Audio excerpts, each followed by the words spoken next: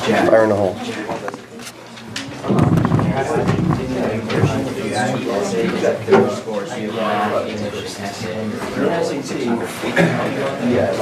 They're all 600. All right, Roman, remind me to talk about the curse of Tecumseh. There, right? So, 1920s, Warren G. Harding dies in office. And this would have been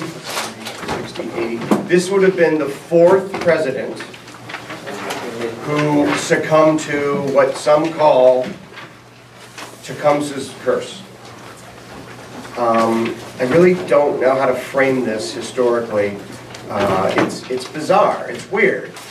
It seems almost too scripted to be a coincidence, but here's the gist of it. And no, this won't be on the Regents or your college desk.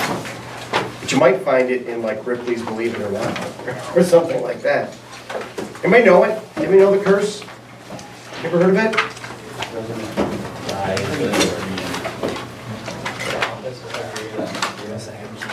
Yeah, so back when, all right, so the first president who supposedly died as a result of Tecumseh's curse was William Henry Harrison, elected in 1840. Harrison, before he was president, was like the governor of the territory of Indiana, as Indiana was becoming a state. And apparently he used like some questionable tactics to subdue the local Indians in that region. And one in particular, this Shawnee prophet Tecumseh, allegedly put a curse on Harrison and the American presidency. And like the cryptic deal here was each president elected in a year that ends in 0 will die in office. Tecumseh's curse. So the first victim of that was Harrison himself. Harrison got elected in 1840, gave his inaugural address in bad weather, caught pneumonia, because he wasn't, I guess, dressed for the elements, and died in 31 days. Shortest term ever of the president, 31 days in office. Oh, wow, that's just a fluke. Okay, who got elected in 1860? Abraham Lincoln. Dies in office, assassinated. Who gets elected in 1880? Garfield. Garfield, second president ever assassinated. Who gets elected in 1900? William McKinley. Dies in Buffalo, assassinated at the Pan American Exposition. A tragedy indeed, but cleared the way for Theodore Roosevelt. So, exactly. Who gets elected in 1920? It's Harding. It's Harding. And Harding dies in office. Some speculate that he was poisoned, assassinated. That's not fact. But there are a lot of people who are angry with Harding, including some members of his own cabinet, because he was basically trying to clean up some of the corruption that, you know, was part and parcel of scandals that we'll get into in a minute. And some people think like maybe his wife, because like so many other presidents, you know, he was something of a philanderer, had a lot of affairs. Okay, who gets elected in 1940? FDR. Now, he'd already served 2 terms at that point, and he didn't die in office until his 4th term after 44, but he still got elected in 1940. Who gets elected in 1960? Kennedy. This is weird. I don't like it. Who gets elected in 1980? Reagan. Now, Reagan, if you believe this stuff, broke the curse of Tecumseh. He did get shot. And there was an assassination attempt during his first year in office, and he came very close to dying. Doctors said that if the bullet would have been like a centimeter in a different direction, he would have died. But he didn't. So maybe we can say that Reagan broke the curse of Tecumseh. Because who gets elected in 2000? Bush. Yeah, right. Well, the popular vote. But Bush. And, you know, yeah, some guy threw a shoe at him once like, in a press conference. But that's about it. 2020? Kanye? Yes, Kanye. I thought it was me. No, okay. Well, we'll see. I don't know what to do with this curse of Tecumseh thing. All I know is, you know, for a pretty long stretch there, it seemed to be valid. Okay. So, Harding, back to the outline, Harding. Steward, caretaker president during the 20s, not a hardcore progressive, not a big take charge, you know, assertive leader. The economy was basically on autopilot. We were retreating into isolationism.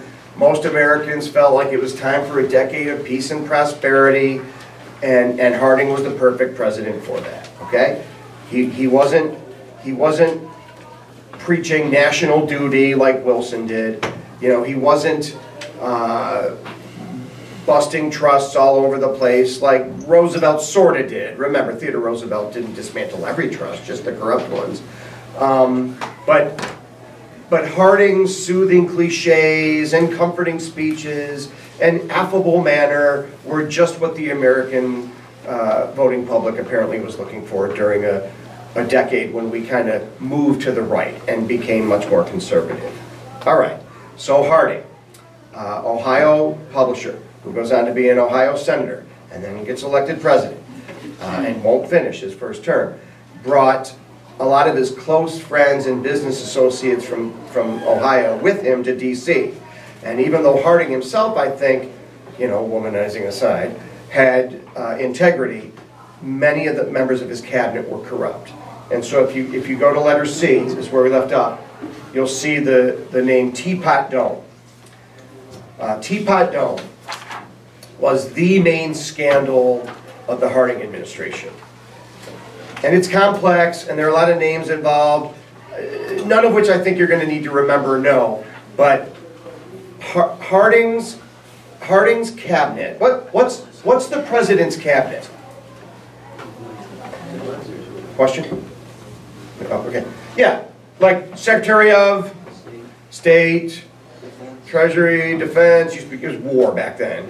Okay, today there are 15 cabinet departments. Remember we did this in Unit 1, government? All right. One of the cabinet departments is Secretary of the Interior. What is the Interior Secretary in charge of?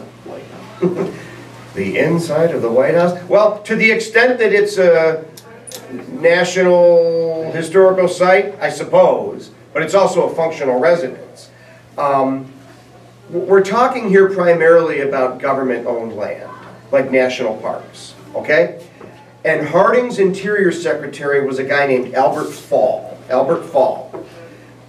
And what he did was, he leased government-owned oil fields out west, like in Wyoming, to private oil companies in exchange for bribes. Harding's Secretary of the Interior, who's the person responsible, you know, for overseeing what goes on with government property, leased government-owned oil fields out west, including a giant oil field in Wyoming called Teapot Dome, to private oil companies in exchange for bribes and kickbacks. All right, well, that's illegal. That's corruption. That's graft. That's using your political office to line your own pockets. And it's a violation of government policy. And Harding maybe didn't know this was going on, but once the scandal came to light, he vowed to crack down on Fall and other members of his cabinet who were also, not all of them, but some, were implicated in other scandals. We don't need to talk about all of them. Teapot Dome was the most notable. Okay? Look, once in a great while, the Regent's essay will focus thematically on something like, all right, let's say scandals. What was the main scandal of the Nixon years? Watergate. What? Yeah. Well, what is that now? What What was the main scandal of the Clinton years? Okay, so like the impeachment hearings over, okay, we'll get into the sordid details of that later. You know what, okay, here's one. What was the main scandal of John Adams' presidency? Oh boy. You are in history. He like had a public battle with What was the controversial legislation? Oh, it was the Alien and Sedition Act. Huge scandal. Are you kidding me? You're going to restrict freedom of speech? You're going to deport people who criticize that's pretty major. You know, what was the main scandal of the Harding years? Teapot Dome. Okay. You know, what is there a front burner scandal during the Trump as part of the Trump presidency?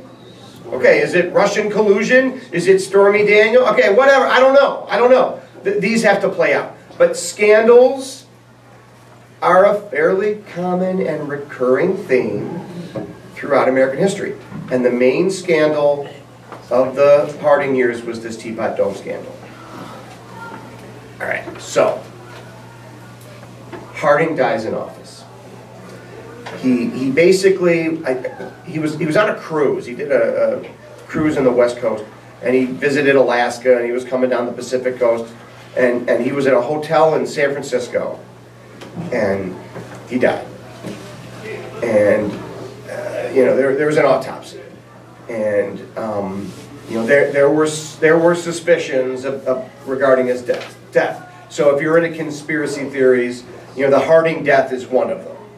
You know, were there people who were maybe trying to stop him from looking into the cabinet and scandals? Yeah. You know, was his wife legitimately grieved by what are pretty well corroborated affairs, and maybe even a love child from another woman, said this last class?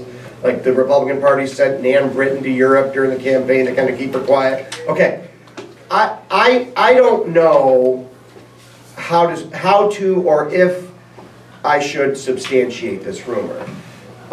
There's a professor at Bonaventure, you know, unfurl. I'm sorry, there's a professor at Bonaventure. Oh, not still dancing. Oh, too soon. Okay, sorry. There's a professor at Bonaventure. His last name's Payne. And he's kind of like one of the notable Harding scholars. It's weird. How do I say this? If you're if you're an authority, if you're a historian, and you know your level of specialty and expertise is a particular president, you know, you generally want one of the really popular presidents. You know, you want to be the spokesperson for FDR or Lincoln or whatever. Okay, no disrespect to Bonaventure, but this Payne guy, who's an outstanding professor, he's kind of like the respected authority on Harding. Now, nobody wanted Harding, I guess, right now. But yeah, I would say nationwide. Like he's been on like national television about it, like when they report on like the Harding conspiracy theory and things like that. So I remember one year we had this like teaching American history seminar, and Cap and Schmidt and I went to this, and he spoke and we talked to him. Good guy, great guy, very personable. And I said, you know, what do you think about all these conspiracy theories regarding Harding? Do you think he was killed? Do you think it was natural causes? And he said unequivocally he thinks it was natural causes. He says it makes a nice story, but it's a reach. Now, he didn't completely dismiss it. He just said, on balance, based on the evidence he's seen, he rejects that. But some people do, I guess, try to get some mileage out of this allegation that maybe Harding didn't die of natural causes. But officially, we'll say he did. Okay? So there it is, Harding's death and related conspiracy theories. I don't know if he was killed or not. I do know that he was elected in a year that ended in a 0. So, I don't know. Thoughts? I think better not run for president. Who? Kanye. Oh. He's a national treasure. We can't afford to lose him. I don't know if Kanye could be president. I think he's just too self-absorbed and narcissistic and in love with himself to be president. We can't have that. Wait a minute. Okay, so turn the page. Harding dies in office. What's the procedure? VP steps up, and that's Massachusetts resident Calvin Coolidge. Oh, actually Vermont. Born in Vermont, born on a Vermont farm. Massachusetts politics, New England politics. He becomes president in 1923 following the death of Harding. So, Calvin Coolidge, Silent Cal. If Harding was pro-big business and conservative and not really a progressive in the sense that, you know, government should regulate monopolies and break up monopolies, Coolidge even more so. Coolidge is the president who said, the business of America is business. He who builds a factory builds a temple, and he who works there worships there. Like, Calvin Coolidge was the classic, quintessential, consummate, pro-big business, small federal government conservative.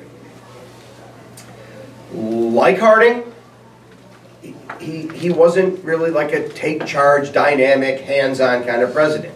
I'll say it again. The political, ideological mentality in the 20s was, we don't want a Theodore Roosevelt. We don't want a Woodrow Wilson. We want a quiet decade of peace and prosperity. Harding's perfect. Harding and Coolidge were perfect for that. They called him Silent Cal. He didn't say much. A woman at a dinner party once said to him, I think I put this quote down, I did, Mr. President, I bet you that I can get you to say more than 3 words at this dinner tonight. Harding's response, you lose. Okay, right? Silent Cal. He had a sign on his desk that said, gone fishing. He celebrated his rural roots, born on a Vermont farm. But as president, he would do more to advance the cause of industry and big business maybe than any other president before him. And when Harding was in office, that just happened to coincide with 20s prosperity. The boom of the 1920s reached its peak when Coolidge was in office. The stock market was up. You know, business profits were up. For a while, wages were pretty high. Spending was high. Borrowing was high. Investment was high. You know, all those economic indicators that we use to try and gauge where the economy is, on Coolidge's watch, off the charts. Wouldn't last, but off the charts.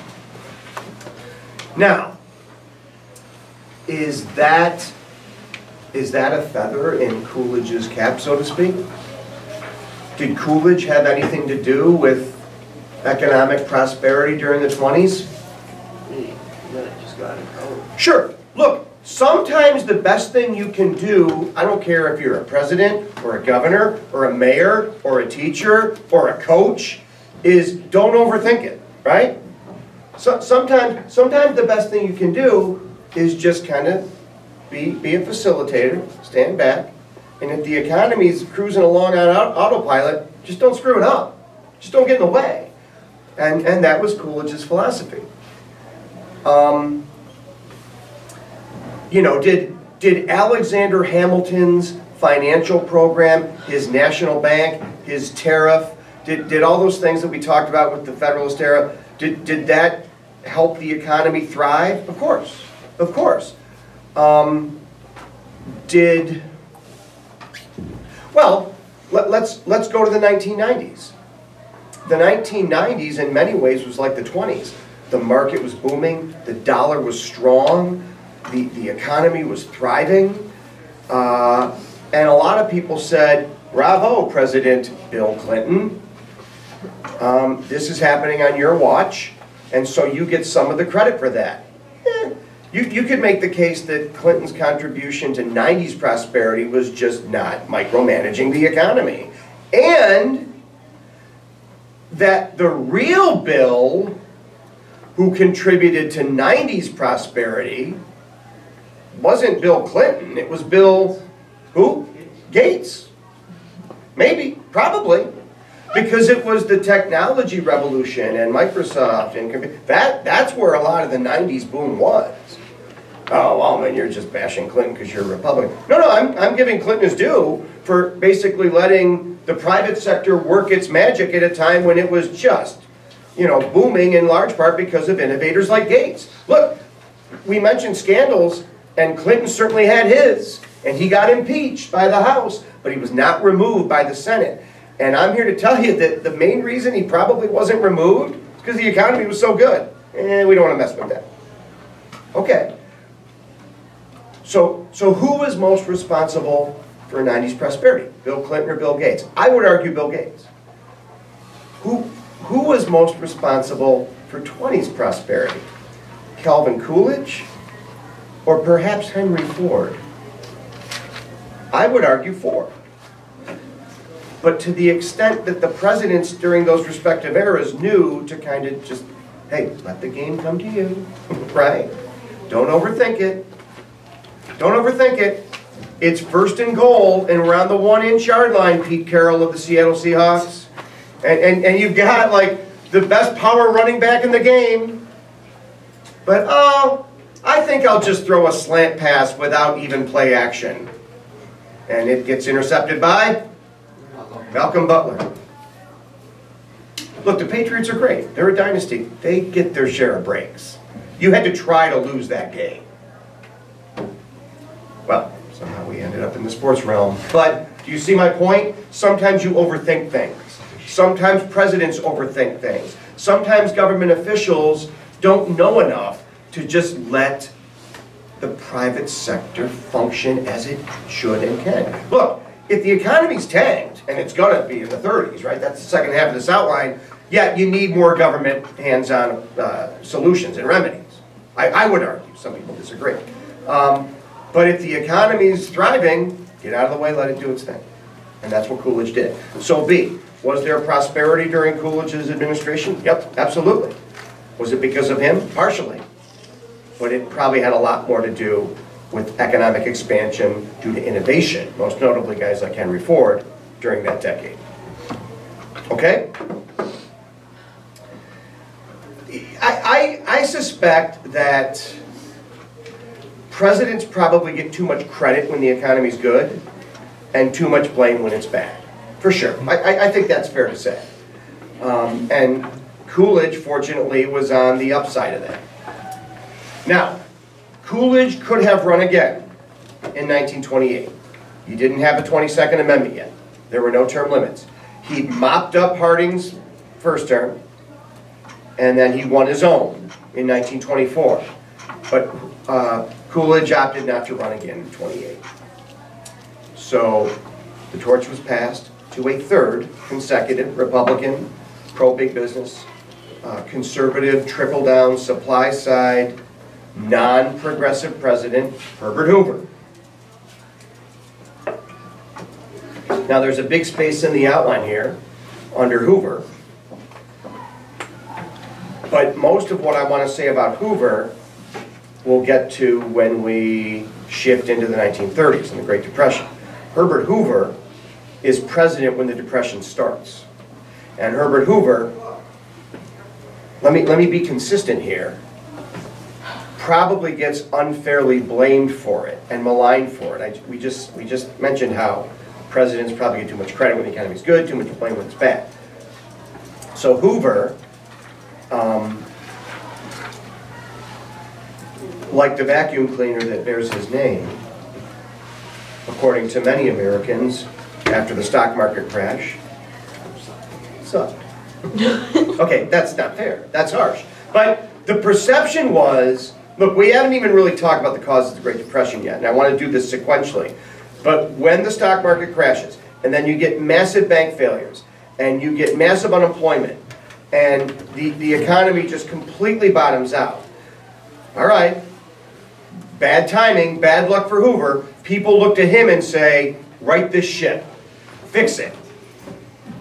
You're a businessman too. You're a genius. We were just singing your praises during World War I when your business acumen, right, your skill set as a businessman helped with famine relief in Belgium and helped starving refugees, and you were a genius when it came to like getting food supplies to people during World War I. So you know something about business. You know something about leadership. You are somebody whose resume, whose credentials include, you know, a pretty strong. You're pretty strong in the economy. All right, I'm dancing around how to say this, but the perception was he didn't do enough. The perception was that the economy had crashed on his watch, and it was not getting better, despite that he repeatedly said, hey, hang in there, prosperity's around the corner. Well, from the category we call famous last words, when Hoover got elected in 28, he said, we in America today are nearer to the final triumph over poverty than ever before in the history of any land.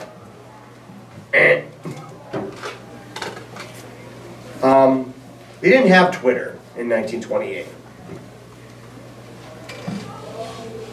Oh man, enough with the Trump bashing. All I'm saying is some of Trump's tweets have not aged well, right? Some of what he tweeted in the past has come back to bite him.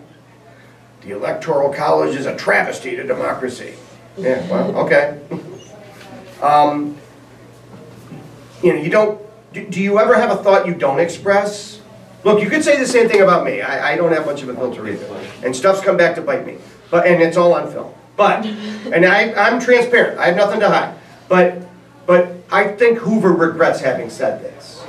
But look, when the economy's humming along and things are going great, and the market's up, and consumer confidence is up, and you know, people just have this sense that we've conquered poverty. Yeah, I'd probably like glom onto that too. I'd probably make that part of my election campaign too. But it did come back to bite him. All right, so much more on Hoover later. He kind of gets a bum rap, in my opinion. He actually involved the government in the economy more than any other peacetime president before him. But he didn't do enough. He didn't do enough. And people, the American voters generally blamed him for the Depression. So what he does is, for whatever reason, the Republicans nominate him for 4 more years in 1932. But at this point, you probably could have run a piece of furniture, you know, against Hoover and won. And who did the Democrats run against him in 32? FDR. Who's going to trounce him? Who's going to trounce him? And then FDR gets elected president. And almost immediately he says, oh, well, you know what? Maybe Hoover did do more than people gave him credit for.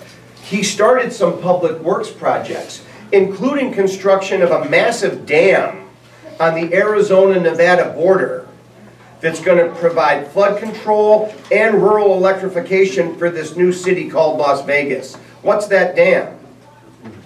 Okay, what's it called? The big one. Hoover Dam. Now, when they first started building it, Hoover was still president. And the idea was, look, when it's completed, it's going to be a tribute to Herbert Hoover. We're going to call it Hoover Dam.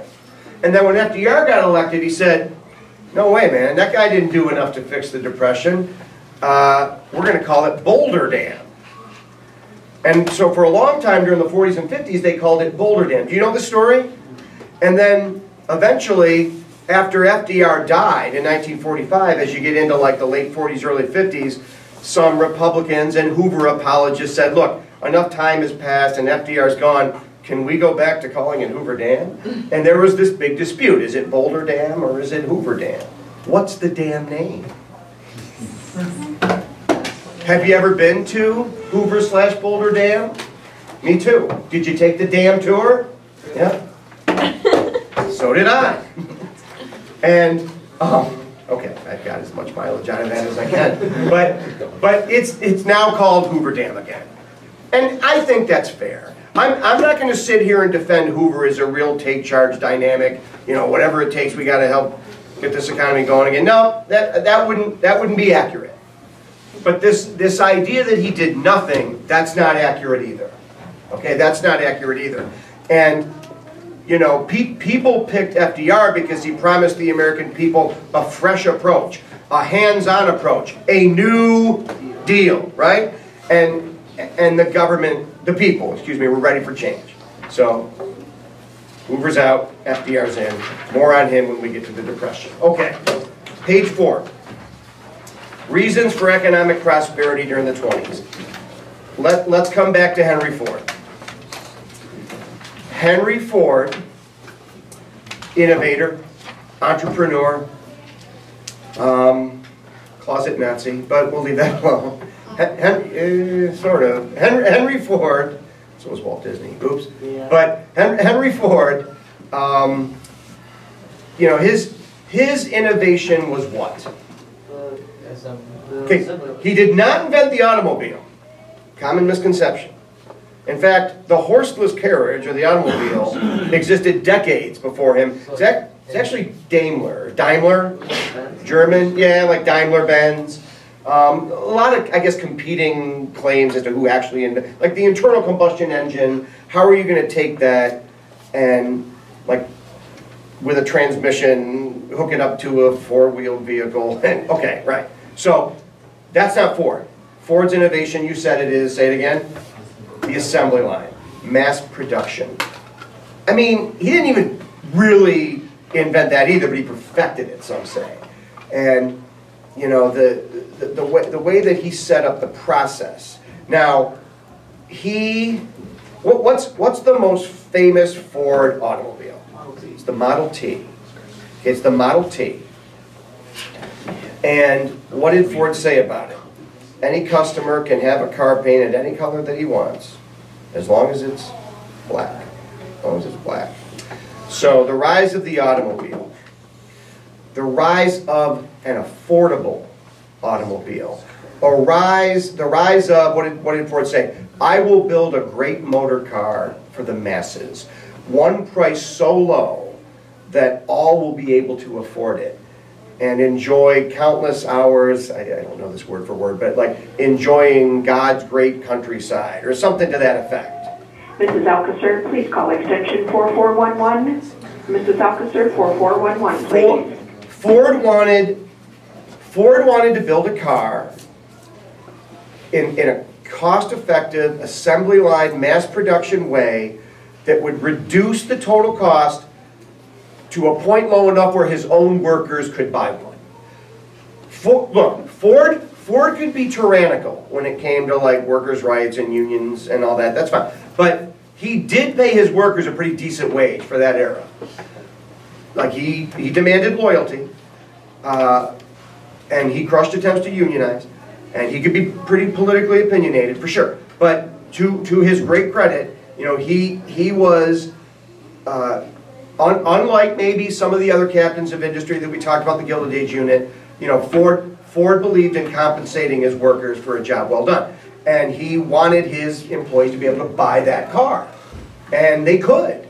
And a lot of them bought them used.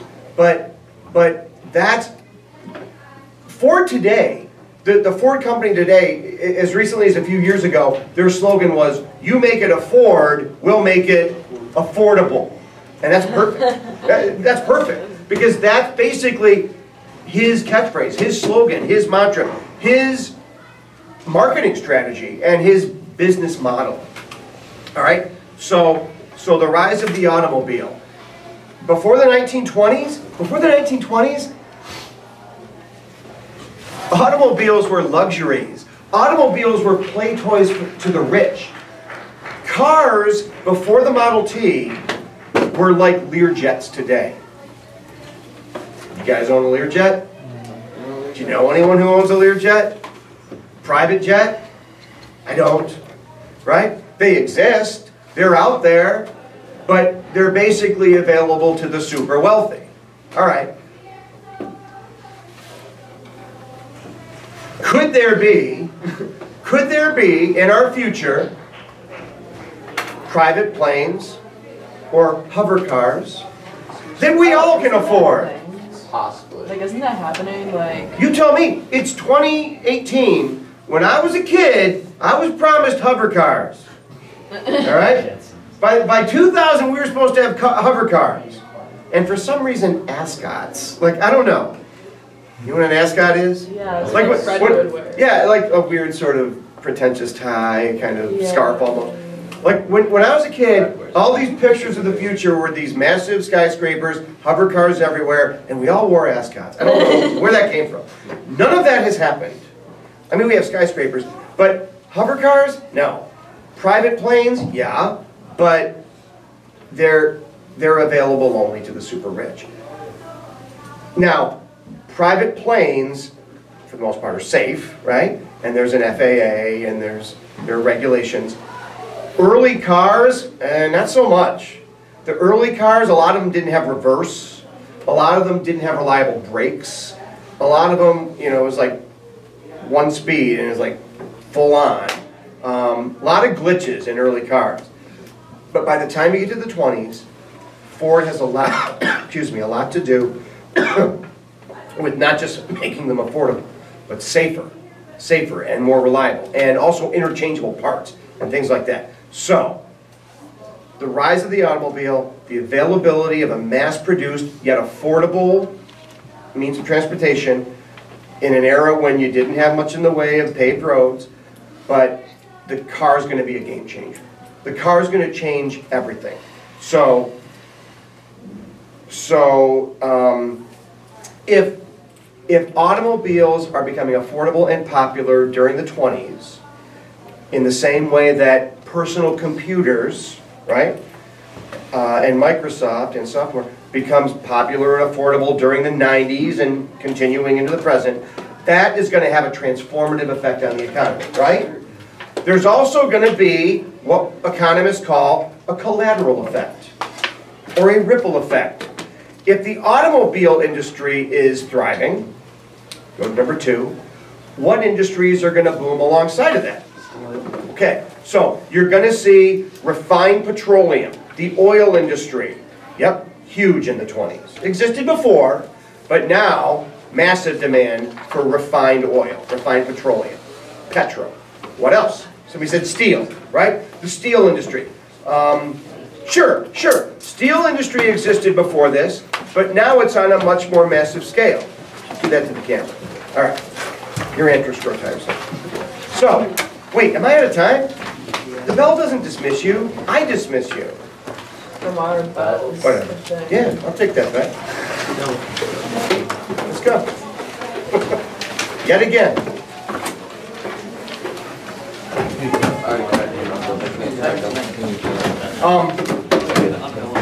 My good friend Alyssa, will you turn that off? Do you know how? In the back, there's a... Oh, yeah. The little.